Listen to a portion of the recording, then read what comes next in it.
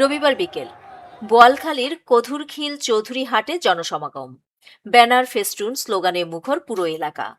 দীর্ঘ এক মাস পর আবারও মাঠে বিএনপি মনোনীত প্রার্থী এরশাদুল্লাহ। গত 5 নভেম্বর নগরীতে জনসংযোগকালে গুলিবিদ্ধ হয়ে দীর্ঘদিন হাসপাতালে চিকিৎসাধীন ছিলেন তিনি।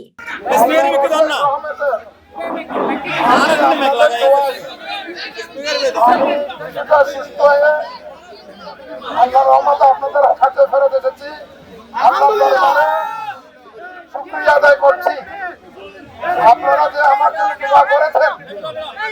এই বোয়ালখালীবাসী দীর্ঘদিন পর নেতাকে কাছে পেয়ে উচ্ছ্বসিত হয়ে ওঠেন বিএনপির নেতাকর্মীরা।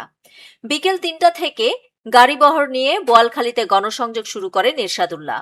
কধুরখিল চৌধুরী হাট, চরণদ্বীপ, ভরাপুকুর পাড়, মসজিদ ঘাট, পোপাদিয়া, বাইকগার টেক এবং শ্রীপুর নুরুল্লাহ মুন্সির হাটে অনুষ্ঠিত হয় একাধিক পথসভা। পথসভায় উপস্থিত ছিলেন জেলা বিএনপির সিনিয়র যুগ্ম আহ্বায়ক আজিজুল হক চেয়ারম্যান, জেলা যুবদলের সাধারণ সম্পাদক মোহাম্মদ আজগর সহ উপজেলা ও পৌর বিএনপির একাধিক নেতৃবৃন্দ। নির্বাচন ঘিরে মাঠের রাজনীতি দিন দিন জমে উঠেছে বোয়ালখালীতে।